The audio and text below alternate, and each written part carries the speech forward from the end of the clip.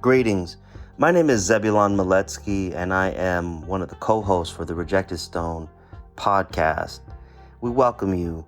This week, we're talking about an uptick in stress levels that has affected, especially Black men in particular, everything from what happened at the Oscars to some more recent situations involving Mike Tyson and others, leading us straight to some of the violence we're seeing in the world and in our cities. We're going to do it right now as we break it down, the breaking point.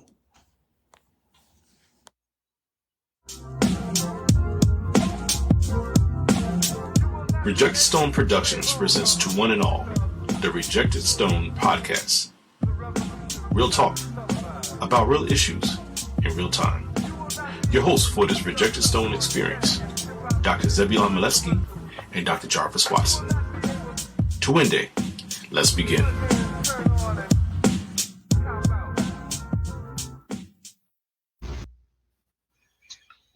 Hey, all right. Greetings. Long time. What's going on? What's going on, my brother? Good to see you, and it's good to be back.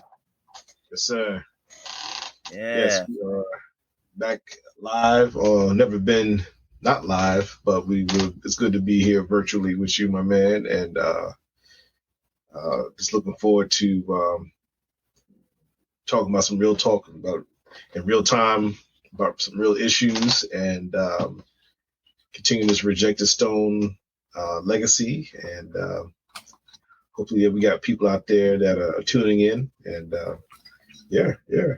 Indeed. And we thank you for tuning in if you're just getting in. It's Friday afternoon, it's Friday evening, and some of you all might still be driving. It's drive time, as they say. Yes, sir. And, but we hope wherever you're going, you get there safely.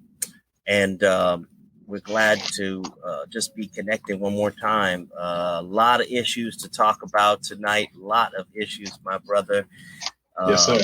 And this episode being titled "The Breaking Point." The breaking point. Yes. As we talk about, people going beyond the breaking point of late. We've seen a lot of things going on, mostly good things. But talking to folks and seeing, what's going on in the news, seeing what's going on in the world, we see that there are some people getting pushed to the breaking point.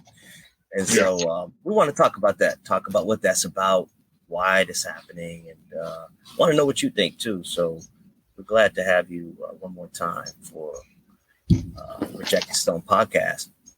Yeah, man. It's always a pleasure being able to take what we talk about on either text or phone calls that when we catch each other in our free time, which is like really rare. But to know that we can take these thoughts and actually share that with our public, I think is really key. And then based on what we do in our day-to-day professions, we can reach our breaking points very easily, just based off how many things we have to juggle as professionals, but also being able to juggle the same thing in our domestic spheres. So making sure that we always have this like even keel. That's right. Of keeping our emotional intelligence in line, or emotional quotient at a low. But there are times when you may snap, you may get there. Somebody may take you there. Yeah. So, talk to us about that. Yeah. I mean, the elephant in the room. I'm gonna put it right out there. Let's start. Let's start. That's. I have my little list on the side. So yeah, let's jump right in, because everybody knows what we don't. I think what may have been talked about ad nauseum, but please dive in. Well, you know what I'm thinking about. Thinking about. It's we saw it during the Oscars. We saw what happened during the Oscars. And I'm glad that we waited a little bit until we had our conversation about it, because a lot of people have weighed probably, as you say, ad nauseum. But I think it's one of those issues where it's almost best to give it a little time to cool off, time to cool down, before we talk about what went down there. From your perspective, I know you saw the Oscars. I know you watched it. The slap heard round the world. What do we? Man, I don't even know where to start. Where do we begin with this one? Because this was a big one. I think I'll start with the initial image or video that I think truly shocked. Use lack of a better word. I can't get a word out myself. That's all right. Take your time, my brother. Something that I wasn't expecting. Trying to figure out where this came from, and I think being left with this unanswerable question of like, what just happened, and as much as I watch football, watch contact sports, to see someone like Will kind of like take that approach toward whatever ticked him off on not just like the Oscar stage, but this is international, this is global. Yes. And for me, I think what went on was like, one, what would I do in that situation if that was me or my wife in that situation? Two, as a professional, how would I approach that situation? But three, what is it doing to folks that look up to Will Smith? Wow. Look up to Chris Rock, and mainly his kids. If I don't have kids, I don't have children, but I'm thinking like when you swing and you make that contact, there's a ripple effect that is now happening with perception, misperception, rules, standards, morality, all these different things. Talk to us. Then there's this fourth dimension, though. This is fourth factor of understanding where it may have come from. Being black, being educated, being always having to keep this even keel, so to speak, keep your things within due bounds, keep your passions and subdue your thoughts and things like that. But I can understand how this was like kind of connected to our title, The Breaking Point. Right. Of all the things this man had to endure. And when you look, that's why I'm glad we were able to kind of take our time with this. To look at all the things he probably had to endure, being in the public eye, even when he and Jada had their domestic situation happening. The fact that was out on Front Street. If you know anything about black folk, you don't put your business out in the street. Well, yeah. You know what I'm saying? It's like, don't talk about everybody, but that stuff was front and center. Yeah, it sure was. So there was some, we always talk about toxic masculinity, which I think is something we might be approaching at some particular point. But yes, what about the toxicity within their relationship? Yeah. Because there was some coldness, there was some like interesting dynamics that happened. Maybe we can go just a little bit deeper, but there was something I was trying to look at everything from all different angles, but there was this thing that coming back to the fourth aspect of I'm all alone up in here. I don't know if anybody talks about that, like the loneliness this man must have felt and the time that you spend trying to do all these things right. And maybe it just got to a point where he was just like, I'm the breaking point. And this is the last part. There was an incongruency of if you place harm on one person, you don't smile afterwards unless you really enjoyed the process. Was this a joke? Because he slapped Chris and walked away smiling. Folks, we are talking with Dr. Jarvis Watson right now, who is dropping some serious science and a needed perspective. We miss you at in places where you have been and are not anymore. And so folks want to still get that wisdom, get that information. Yeah. This is happening right now. Yeah. Yes, that's my take. And I guess I'll not to use a pun in regards to like a tennis, because he was, I think at one point they said he might have been channeling King Richard. um, Richard Williams. Man's on a roll. I'll pass it back to you, my brother. Like, what was your takeaways from what you experienced? Yeah. Indeed, man. You're on a roll today. I think service. Yeah, that's a lot to take in. There's so much to say about it, and yet I think the thing that sticks out in my mind is the stress that we that a lot of us are under as Black men. Yes. But as a Black man in the public eye, which Will Smith most certainly is, and has been for many, many years, that's a great burden to shoulder all the time, I'm sure. Everywhere you go, people want photographs. Everywhere he lands, and anytime he shows his face, he's a celebrity. And one of the highest paid Black actors in Hollywood, has been for a long time. So that's shouldering a great burden. And so I think maybe he snapped a little bit. That seemed obvious. The Oscar speech right after, following up, kind of told that tale. My man was dealing with a lot of things, and it was all kind of coming out. He mentioned so much. He even found a way to squeeze in there the advice that Denzel Washington had given him off to the side, and you could see that had made a big impact. Oh, Uncle, brother, yes, Denzel. Oh, okay. Who has spoken, in a lot of other venues about his faith, and as a man of faith, and also his walk in terms of what he, how he has seen that celebrity life, and able to keep his faith together, his marriage together, a lot of things together. And so I thought that, in one way, I try to look at it in a positive way. Like this was a moment where, a big brother coming basically telling you, hey, this is not it. You know what I mean? And also being encouraging. I was uplifted by that. Yeah.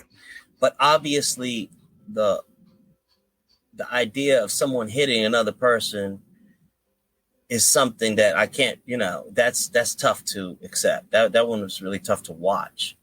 Not to say that it doesn't happen sometimes, but if it's wrong, in the parking lot, it's wrong on the Oscars. Yeah. That was a tough one. But there's a lot of people out there who seem to understand, who said, hey, I get it, but I just wish him and his family healing. I wish them healing, because there's obviously some rifts that have taken place there, and they need some time, I think, privately to just heal. Yeah, I was reading something briefly about them possibly, getting some therapy, or I don't know how true it was, because everybody writes something. Yeah, but I hope it's not done publicly. Yeah, that's true. The other part of that was it was supposed to be on a red table. I'm like, this is not the place to do that. I don't need to know what's going on. Yeah, what is it? Everybody, I mean, we're on our podcast right now too. Yeah, a lot of people have podcasts, but doesn't mean that everything that's going on in one's life needs to be shared on that podcast. Yeah, not all the time. Yeah, man. Like I said, I never want to judge another person, but when this stuff is always in your face, it's just like, hey, I think it was at one point there was a petition going around saying, please don't share any more Smith. Oh, I didn't see that. Like stories or situations that happened in your house. It's like, because we can't take it. It was almost like, look, man, you're the couple that we look up to for inspiration and guidance and examples of, like, even how you work with your children and everything that you possibly look up to in this particular family. And it's like, y'all are depressing us at one point. I think that's what was happening. But at the same time, I think if you're going to take the good with people's lives, you're going to have to take the bad too. But I think it got to a point where it was just like, hey, we were looking for y'all for like the other side of the coin. Like we're always facing all these different aspects of systemic racism and oppression and things like that. We would look up to the Smith and Pickett family. There's something else that we can take from that because of maybe some of the positive messages. I'll stay with Will. All those positive messages that you see on these reels and TikTok and things like that. The fact that he's been traveling, I think he's doing some stuff with the Disney Channel or National Geographic or something like that. Okay. He's traveling all these different countries and almost having like a Neil deGrasse Tyson or like a Anthony Bourdain kind of experience where he's taking these trips into these foreign lands and explaining the culture to the masses, bringing. I saw him in India. I saw him landing in India or something like that. Yeah, I mean, really amazing. I'm like, man, I want to do that. And I just recently came back from Italy, and I was just like, yo, I'm going to do this again. You know, no doubt. And then this pops up. It's like, okay. So, but I think to some strange way, it lets us know that this person is human. Yeah, absolutely. And I wanted to let people know if you're watching on Facebook, if you're watching on one of the other, especially Facebook, though, if you have any questions, you could just comment and we'll get the question and we try to answer any of the questions that may come up. We're working on telephone. People be able to call in. Yeah, please do. But we'll probably save that till we have a guest on. So for today, or try to call in. That'd be great. Comment in. That's what we need. Yeah, please comment. Yeah, let us know what's happening. Matter of fact, I know we have a part where we would like to get your opinion on like different ways of how either you're letting someone know that you're having a bad day or someone is indicating that you're having a bad day. So, when we get to that point, we want to just put that on hold so we can get you to add to the list that we have right here. Yeah. I like that. Because we're here to help. We are here to, we want to reach out. We're trying to help. And everybody should know too, that we've been kind of blessed by Facebook, or Meta as it's known these days, with support. And we want to thank Facebook for not only providing the platform, but also supporting Rejected Stone Productions monetarily as a sponsor. So we thank Meta and we thank Facebook. As we continue on, I think that by and by, time is going to tell what's going to happen there. But in any case, forgiveness. We are to forgive. We got to forgive, and anybody can make a mistake. Yeah. Has anybody out there has never made a mistake before? I don't think so. And so I think that's one way to think about it. And the man seems to me to know that he did make a mistake. Yeah. And so he's kind of staying out of the limelight right now, and maybe that's for the best as they heal. So, but moving on, he hasn't been the only one though in one of these kind of situations. I'm just looking at this. I just read something in the Miami Herald about Mike Tyson and altercation, or actually a fisticuffs that went down between he and another individual. This is from Madeline Marr from the Miami Herald. Melvin Townsend's lawyer or attorney said something about the incident that happened between Mike Tyson and his client. Melvin Townsend is the person in question, and Mike Tyson, where you saw the video, Melvin was berating, agitating, while Mike was just kind of staying stoic. And at some particular point, the video flipped to Mike Tyson trying to tag him up a little bit, Yeah. And then what the result was this big mark on this individual's face. And I guess he didn't know who Mike Tyson was, really. It's like, why would he? That's not somebody you want to start a fisticuffs with, right? Without and being inebriated at that. Right. So first, it's like, all right, you're inebriated. Two, you're on a plane where everyone is like not trying to. We're already in close quarters, so why are you trying to make the situation that much more? I don't know, untenable or uncomfortable, but you're doing it with someone who has notoriously, for a living, knocked people out. Hello. There's a video game called Mike Tyson's Knockout. Remind him. I think if anything will sober one up is to know that Mike Tyson's sitting in front of me and I should act accordingly. This guy, I saw the video, man, and this guy was like heckling.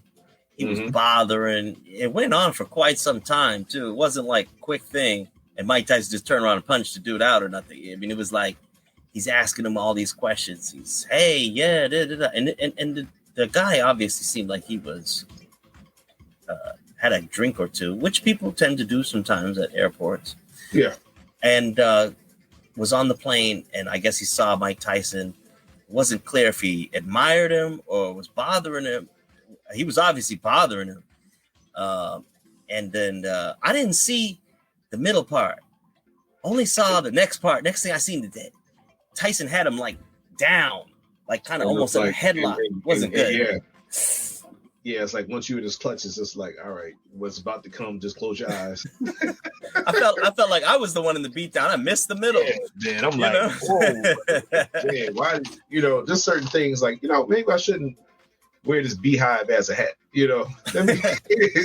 Certain things like afterwards, like, man, this is bad. Let me read what I saw today. Like just like I said, Madeline Marr, Miami Herald, Michael Townsend's attorney. At a certain point, Mr. Tyson clearly became agitated by an overly excited fan and began to strike him in an excessive manner.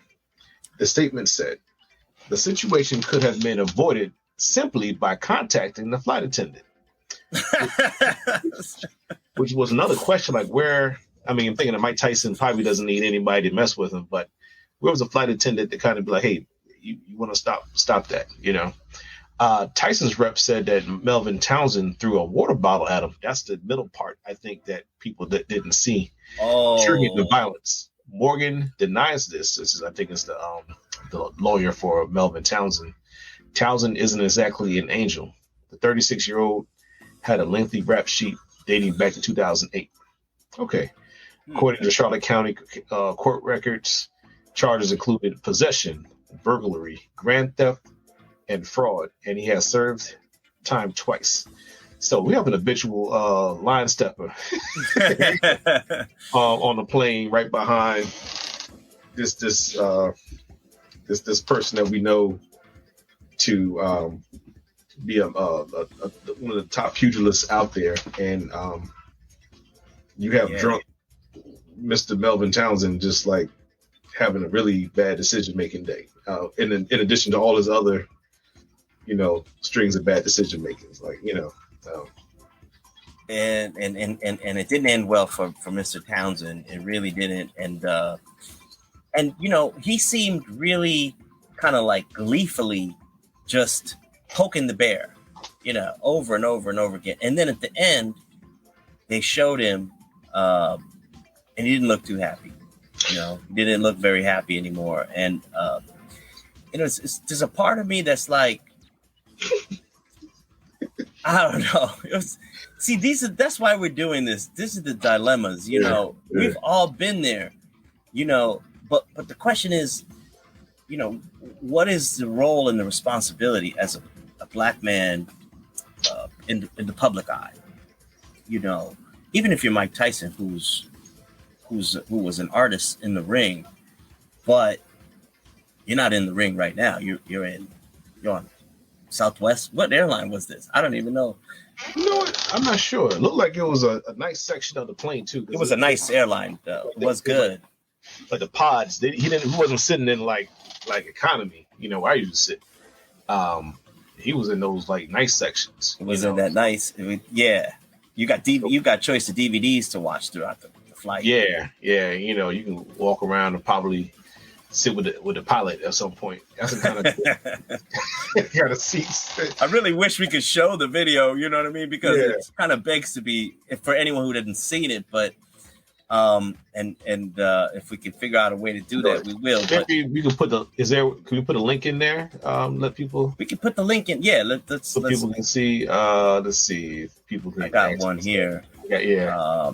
Let me put it up, and if you might hear it for a second, but I'll try to just put it in there real quick. Oh, you got it. Okay, you got it. All right, cool. Actually, that's not it. But yeah, you can find this pretty easily on YouTube and stuff. But we'll get a link up there if we can. I'll put it in there. Let's see. Ask our production staff. Production staff, can you put this in there? Yeah, right. How do you? That's like I'm talking in the mirror, basically. So. I'm trying to see how to put the stuff in the chat, private chat. I can put stuff in. How about comments? All right. Here's actually, I'll do this for you. I'll put that in the private chat. You see that come up? Ah, yes. Perfect. Thank you. All right. So if you want to use that, yeah. Yeah. I think there's a video in there. Right. Yeah. I think people will be able to see that. I think you started to make some points about like he's not in the ring, but he still was like somebody took him to that breaking point. And he could have stepped up. Like look at all these different options. Could have stepped up and gone and went to a flight attendant and did some other things, but where was the protection of Mike Tyson when he paid his money to sit on the plane to mind his business, which is like he did. But where were the people? Because I know I was on a plane and I remember coming out of the restroom and I had my like mask down like halfway. And all right now, put that mask back up. I was like, whoa, okay, I'm sorry, I'll put it back up. And my thing is that was just Jarvis Watson. You know, Mike Tyson's on the plane. True. You have the ship manifest. Right. And I don't know. It's just all these different things. But I was thinking about when we have to make a decision, how many things we have to think about before we make a move. We have to kind of curb our behavior based off of all these different consequences that can come up. And then the thing that has historically been either a stereotype or reality is that our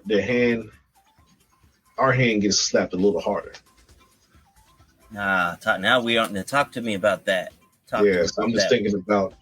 Then let's start talking about some of the pressures that we have to deal with. I think there's these expectations, and I'll run these down. Matter of fact, I'll put some of these in the chat for you. Let's see here.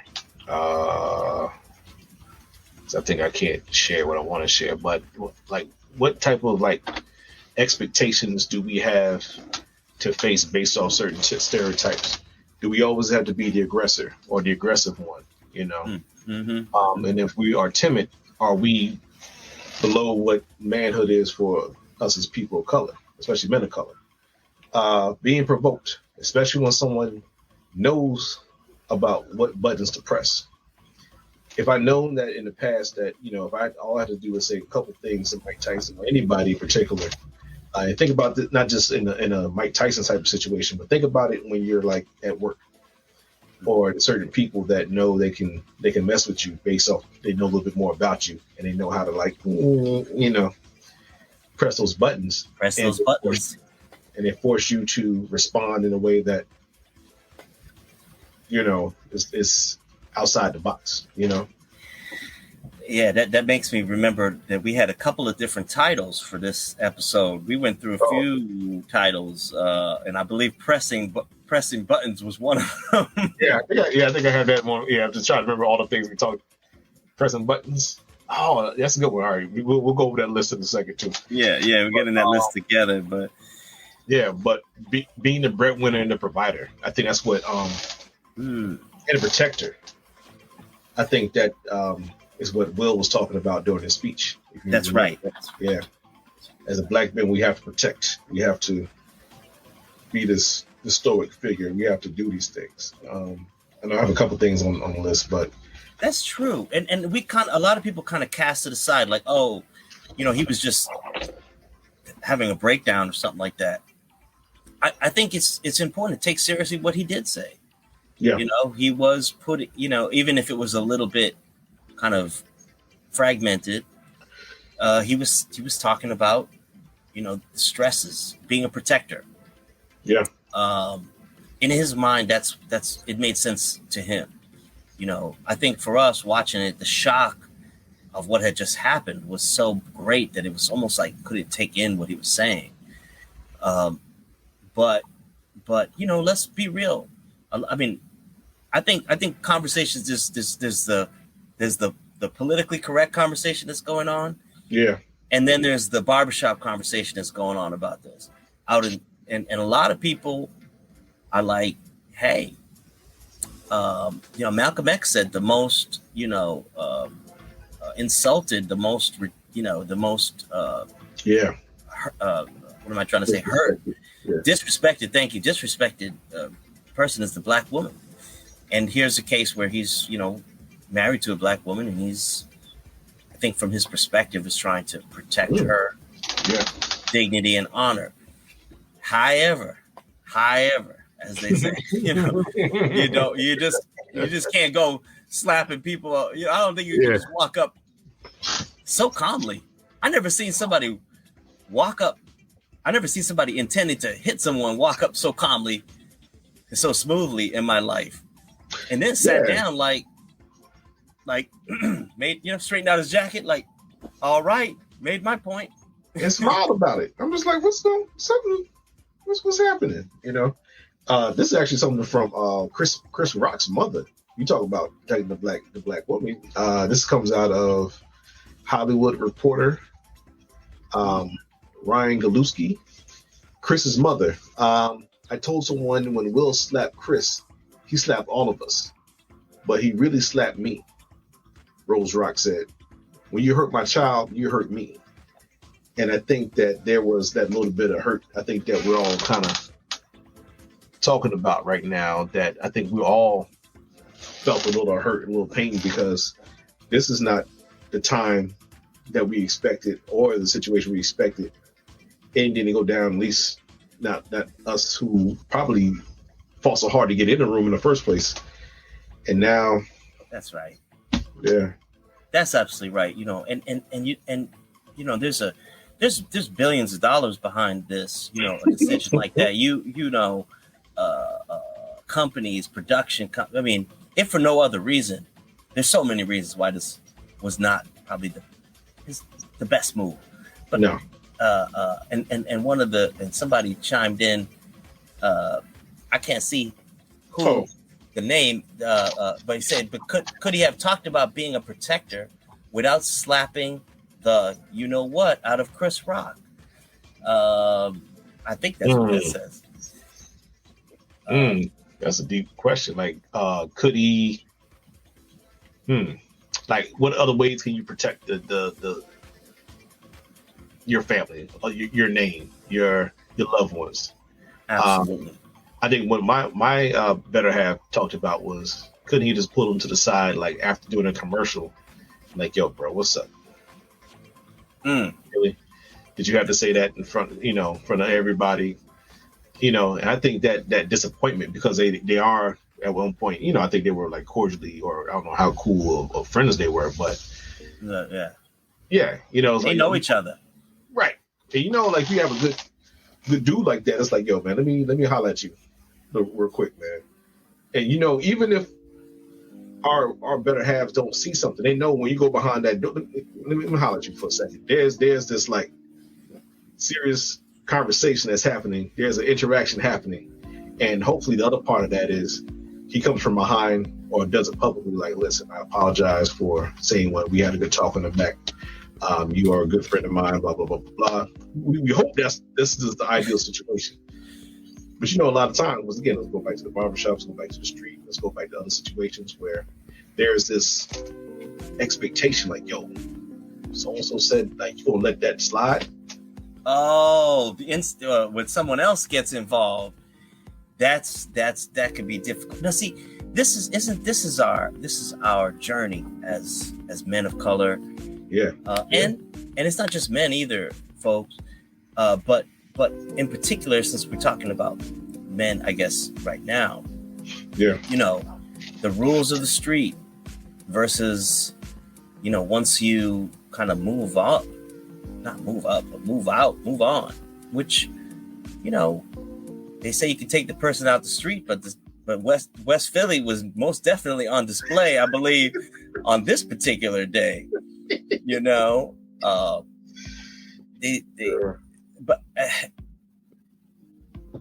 this is the time where I would say our phone number. Call in, everybody. Let us know what you.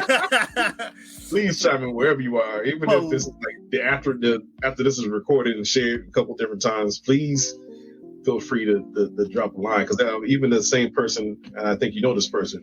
Yes, my better half. It's says, Carla Rodriguez Miletsky chiming in saying, what you read about Chris Rock's mom, lots of people felt that love. Oh, matter of fact, yeah. Let me finish something that what she said. She said, I have no idea, and it's just for people that are coming in. This is from Ryan Galuski from the Hollywood Reporter. I have no idea what I would say other than if somebody asked her, what would she say to Will Smith if she saw him? She said, I have no idea what I would say other than, what in the world were you thinking? Because you did a slap, but so many things could have happened. Chris could have stepped back and fallen. You really could have gotten taken out in handcuffs. You didn't think. You reacted to your wife giving you the side eye, and you went up and you made her day because she was bold over laughing when it happened. I didn't know that. That came out later too. You know, as we had more angles of this incident, people noticed that I want to make sure I say this correctly, but I believe that, you know, the reactions were not what you would expect it. I think she might have. I think they were saying that she sort of laughed after the slap, if I'm not mistaken. I'm not sure though. I'm not really sure. I would ask folks to check on that one themselves. But the whole incident has been looked over and over and over so much, and I think that in a moment like awkward moments, anything can happen. You know, people can. You know, you can be laughing 1 second and crying the next second. You know, it's so complicated. Nobody knows what was going on except them. You know what was happening, and this whatever could be said.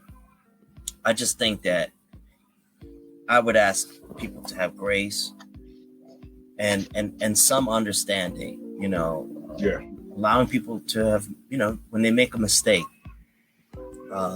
it's hard for us to second guess what's going on there. I'm not defending or advocating for either thing. I'm just saying that because we don't know, you know, if there's something going on, I hope that they can seek healing and seek the help they might need.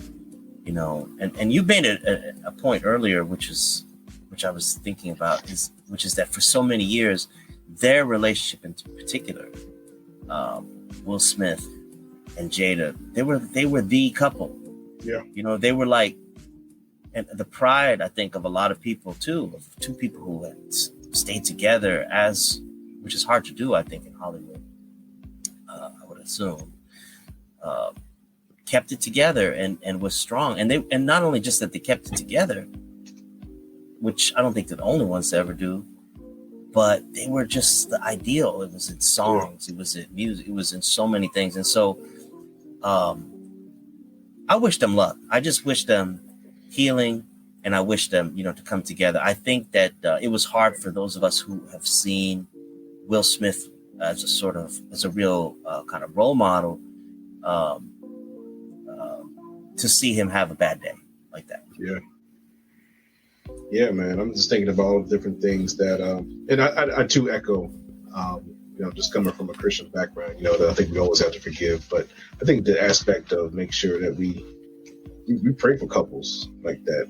Pray for all couples who cohabitate and have to make decisions that affect not just them, but their legacy, their children, their mother's name, father's names, and things like that.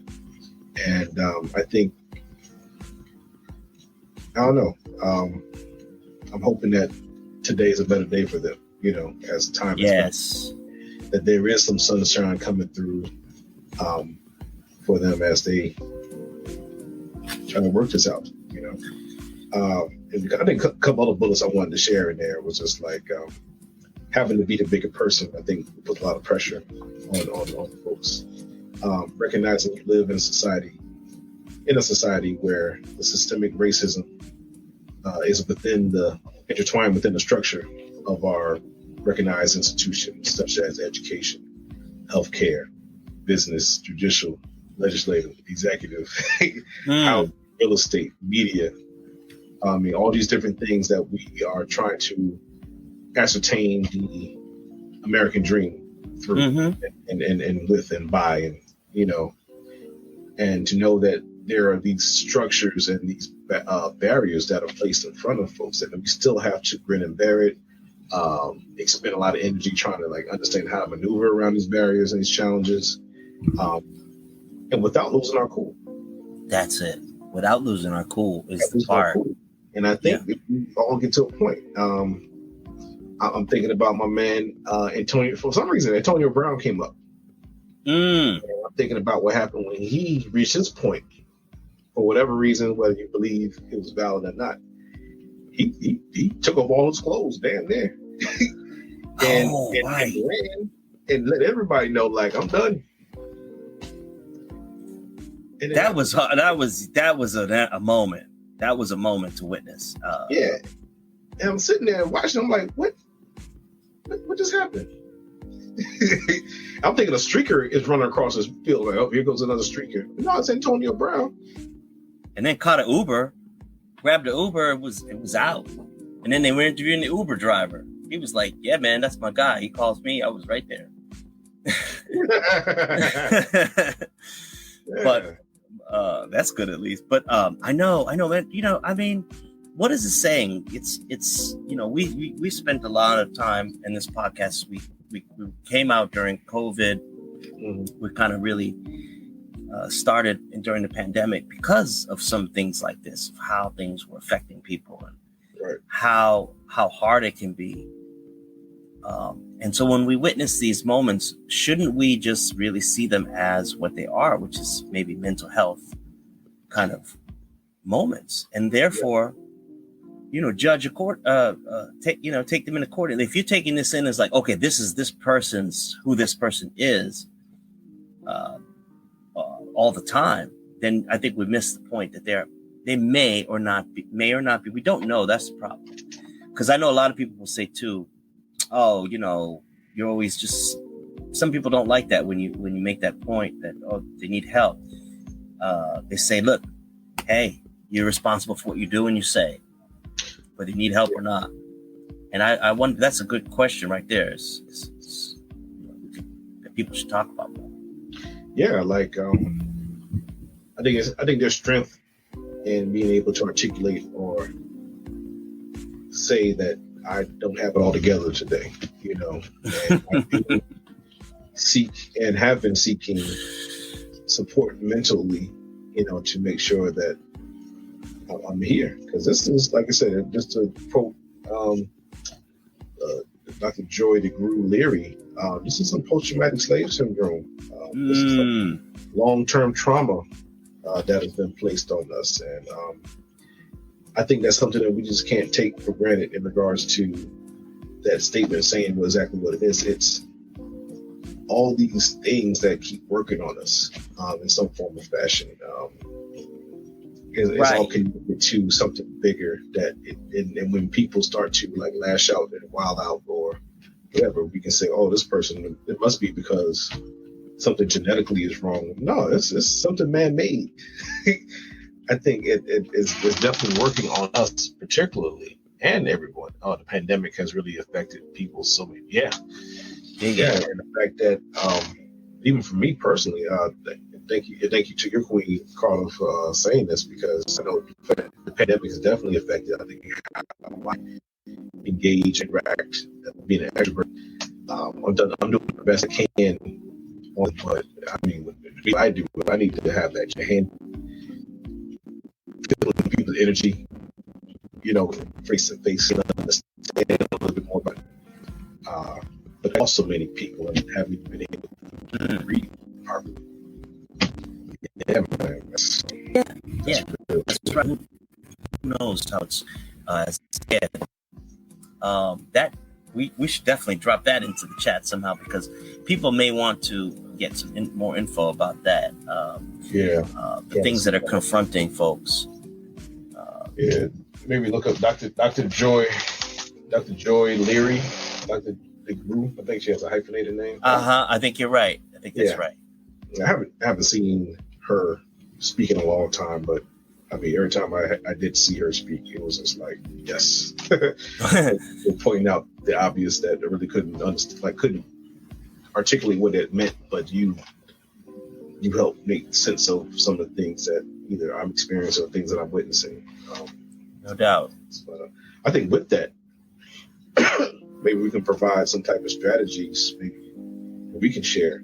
I think it has been working for us, and I'll put a few in here. I think I'll put that to you to see how we can kind of talk a little bit about that as well. It becomes important because, especially if you're, this affects your bottom line too. Mike Tyson can't probably afford to have this kind of, he's negative publicity. This was on JetBlue, by the way. It was JetBlue Airlines, and I'm sure that they didn't want this either. But if you're in the entertainment world, this affects your money flow. JetBlue, by the way, affects all kinds of things. So we gotta woosah. You know what I mean? Please. Meditate. Kombucha, do something. Because this ain't worth losing millions and billions of dollars behind. I'll tell you that much right now. I think it's important too. I'm not sure who he was riding with, but I think having 5 people in your circle that help you to give you that wisdom, to give you that real talk, to give you that hey, you might want to think twice about that before you do that. I know you can't do that on a plane because just because of the fact that you don't have the same type of data outreach each other. But that's a great point, though. Who was videoing this? Was that? I was so confused. I think it was I think it was the friend of the guy. Yeah, I don't know if that was their section, and they moved into that section just to mess with Tyson. Yeah, JetBlue, I don't think has first class, y'all. It's pretty much right. Does JetBlue have first class? It's like some JetBlue. I don't know, just based off the. It does actually. You do. I'm thinking of Southwest. I think Southwest does. Yeah. Southwest is nice airline, by the way. I flew JetBlue recently. Not JetBlue, bad.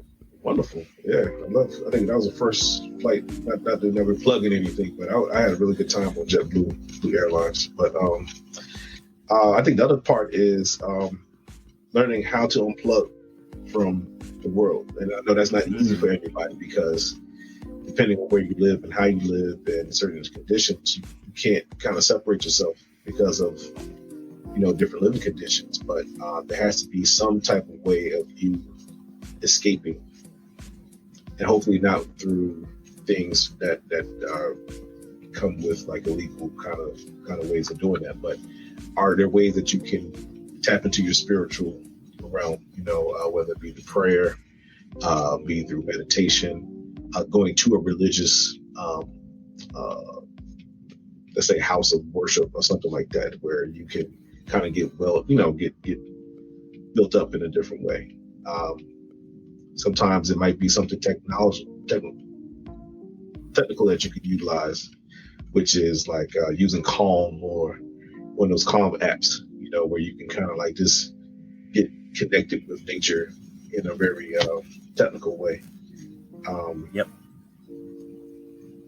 I think self-affirmation, I think, is cool too.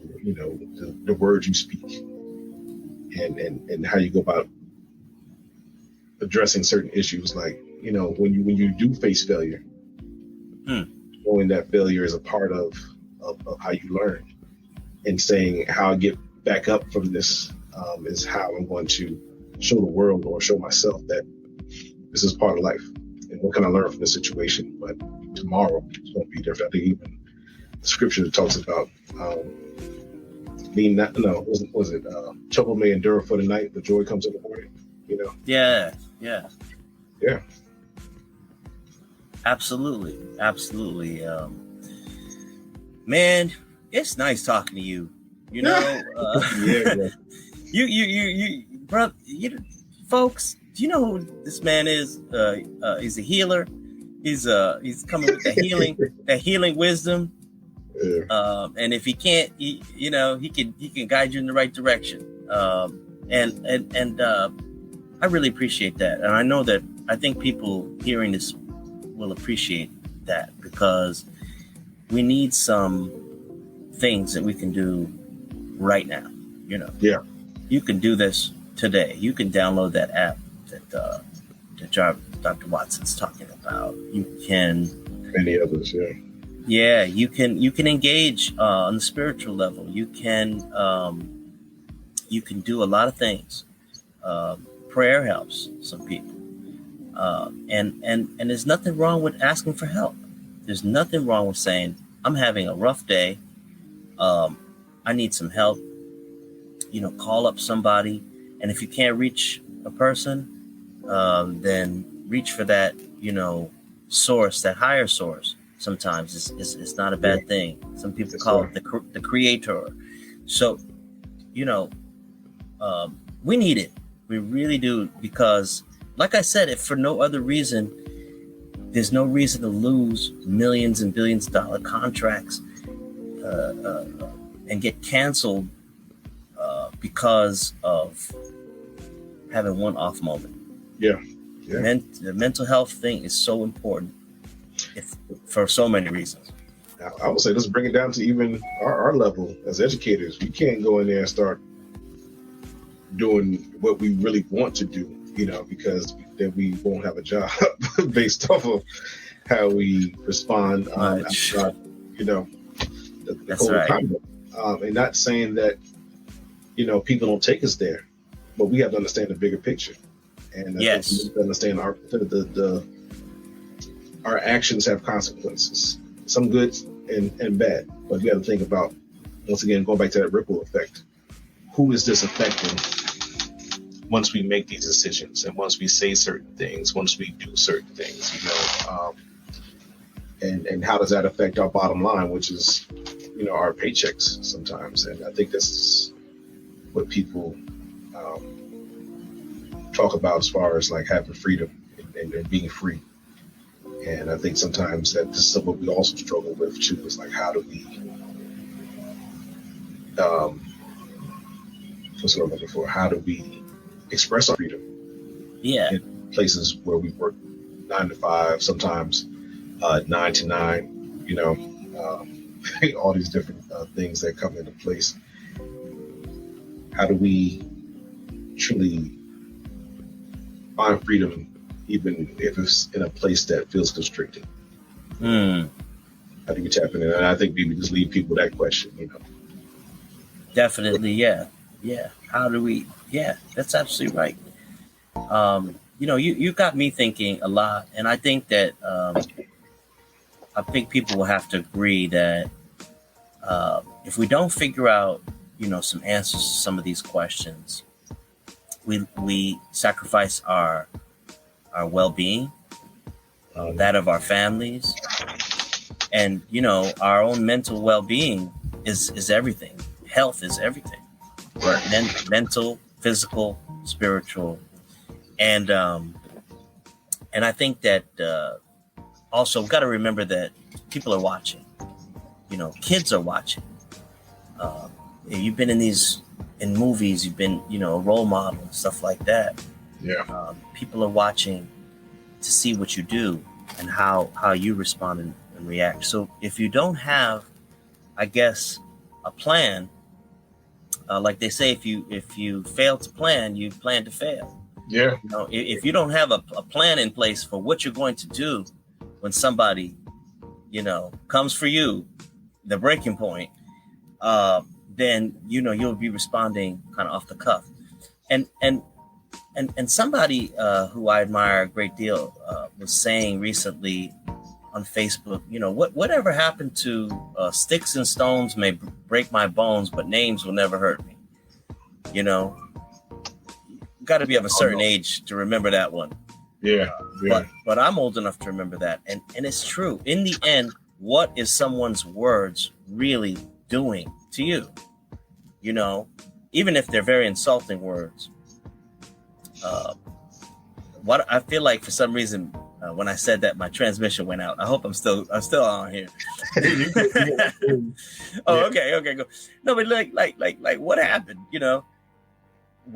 Does it really take anything off you? Some word that came to some I was gonna say some fool, but like somebody's mind. I don't. It's not worth it. It's not worth it. Turn on your heels and walk away. You know what I'm saying? Walk away. Get in your car and drive home and hug your family. Yeah. It's just because in the end, we don't have to respond to verbal triggers like this, because that's all they are. They're meant to trigger us into response. And if you give in with violence, then you kind of give it into that person. So talk about some wisdom. Thank you, brother. That was how many people need to hear that today. So hopefully, as we look back and reflect on this, that this is the part that people really walk away with, because we can sensationalize all these different things that we talked about. But I think is when we're left with these feelings, I think this is the part that we just shared this last 5 or 7 minutes or so. Yeah. I think it will be key, because we have to be able to figure out, all right, I'm processing this, but what should be my next step moving forward? And think about those consequences. And like I said, you can turn away. Hey, it's another day that you can make a decision that's, going to affect your family that much more deeply.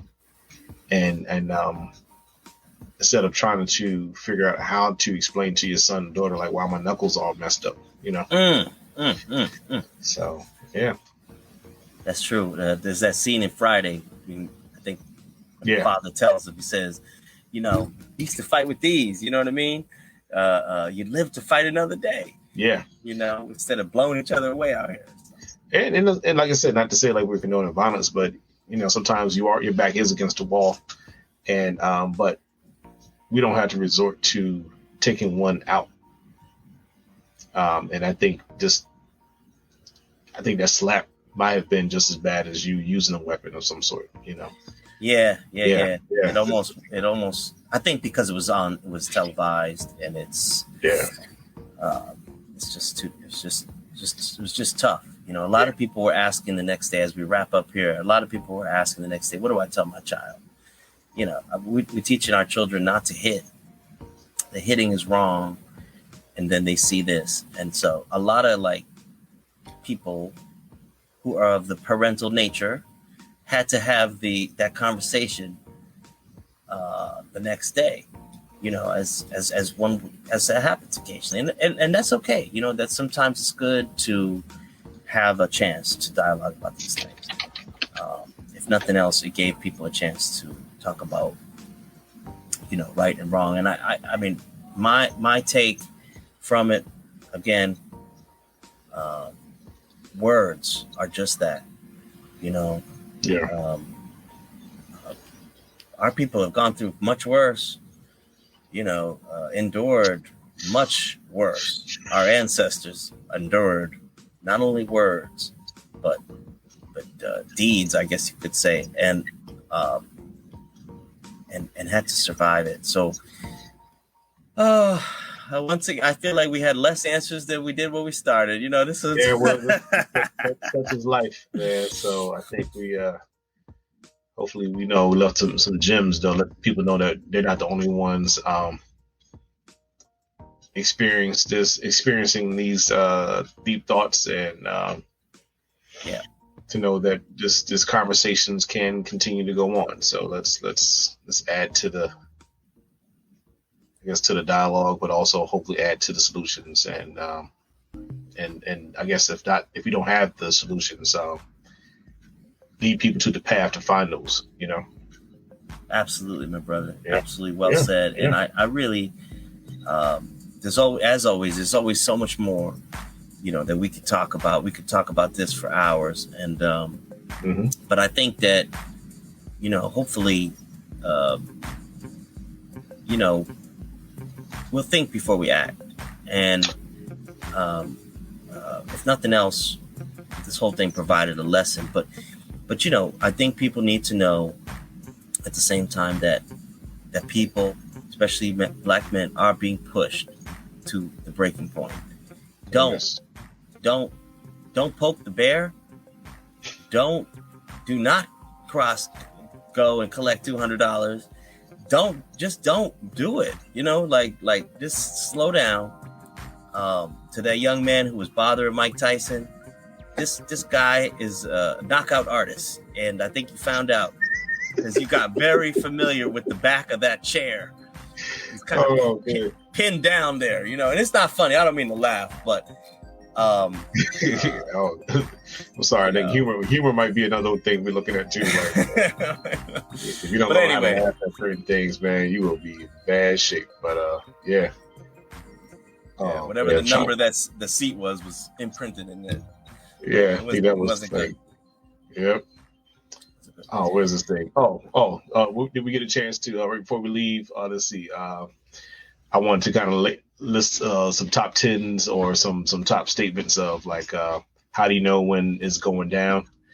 Yes, it's about to go down. I think I have a few statements that let people know that the straw is about to break the camel's back. One is I'm done. Okay. Another one is all right now. If somebody's messing with you and they don't seem to read your body language, you can say, "You good, fam?" Hope y'all listening or writing this down. Get a pencil, y'all. Yeah, I think another one is you better ask somebody if you don't know. You know what I mean? Being that I have Southern roots, go on now. Go on. Yeah. I think another one is not today. And don't take me there today. So I don't know if you had some last minute indicators to let people know that, if you are facing a Mike Tyson type of situation, there should be some phrases or words that might be said, or you think to share with some folks to be like, stay away from me, or not today. I'm not really in the right mood to accept any type of jokes or agitation. So I don't know if you have some. Yeah. You good, fam? Yeah. Somebody's like, you good? If they ask you if you're good, that means you're not good. You're not doing good. You need to slow down. And that's the main one, especially with men. You all right? You good? Now, see, when that's been said, it's time to part as brothers and just move on, But but these are useful. These are useful to know for those who, if you don't know, now you know. You've been schooled by Brother Jarvis Watson, Dr. Jarvis Watson, and I hope you wrote some of them down.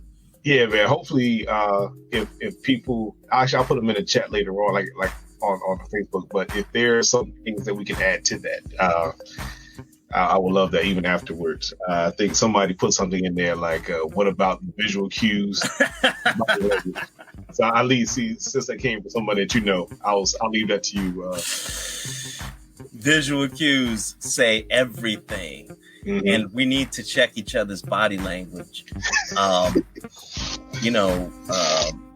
I'm learning, like, sometimes, especially with walking, when somebody's about to cross my path or they're getting a little close, I would simply stop. Just simply halt. And if they halt too, then you got a real issue. But it's like, I believe you were already walking, sir. Gonna continue walking. Yeah. And I think sometimes people are like, word, okay, good. You're paying attention. Yeah. Show. I'm not trying to. It costs me nothing to let you keep going. And that's what I was saying before. It really, what does it cost you, family out there? Because to move in the wrong way can cost you everything. Yeah. It can cost you everything, and it costs you nothing to just let it pass. That's what we need to be about. And remember, somebody might be having a day. Maybe take it to the next level. Hey, all right. 9 times out of 10, people will tell you not all right. Oh yeah, definitely, man. So I like that. Especially as you walk through the city, and it's like you have to learn how to read all types of energy, and I guess I don't have to be there that fast. There'll be another train. I'm good. Yeah. That's right. It works for elevators as well. Yeah. I'll get the next one. I get the next one. A lot going on in that elevator. A lot of tight. I didn't want to take this escalator. I'm going to take the one a little further down. I need to take the one without the escalator. I need to take the stairs anyway. Thank you. May just save a life out here. I don't have time today. I'm like, look, man, I don't have time to get off. I got stuff I got to get done. That's right. And say a little word form of encouragement in your mind, if nothing else, because with our busy days and busy schedules, people are moving fast. I've been in that role myself. And sometimes you got a determination. You got to get somewhere, and you don't mean any harm or anything to anybody, but you just have to. And so, as usual, let's have that patience for each other. Let's just show that restraint, stay calm. Do you have a mantra? Do you have a good luck charm? Yeah. Maybe a little bell, ding, and just woosah, and be in your own, in your own thing for a moment. Nothing wrong with that. Because we need to stay healthy, we need to stay alive, and we need to be able to get home to our families intact. And breathe. Breathe, y'all. Most important. You could live. I think you could live with water without water for 3 days, and maybe food for like 5 to 6 days, but you can't last too long without breathing. Think about it. So that's a word right there. Breathe first. Yeah. Yes, just breathe. Breathing is so good. It brings us back. Focus on our breathing. Man, well, we came with some techniques today. Yeah, man. And remember, you ever hear one of those things? Might be the last thing you hear if you don't handle it right. Talk about some wisdom. Yeah. Let's everybody get home today and the next day. So. Yes, sir. Get home safe and wishing everybody a good weekend too. And I know I'm gonna put into practice some of these things myself. And that's it. We're here to enjoy. We're here to help someone else if we can, and here to be of use. And you can't do that with these conflicts all the time and stuff. So this is great. This has been a great conversation. The chat is been popping off. A lot of good stuff being said. Yeah, it's also important to read mental illness because it's real, fam. It's real out here. Oh, Lord, if you take the subways in New York, that's actually not a bad model because people in New York know to just kind of leave folks alone sometimes. They're having a rough time. It ain't worth it. But we hope everybody just we wish healing. I wish healing.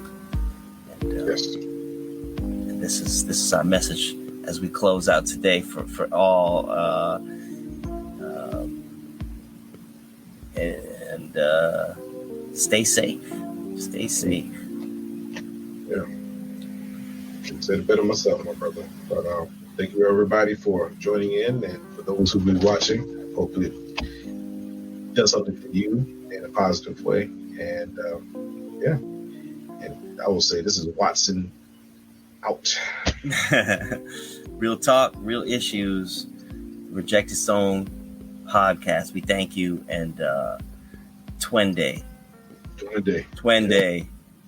Peace. Right. Peace and out. Blessings.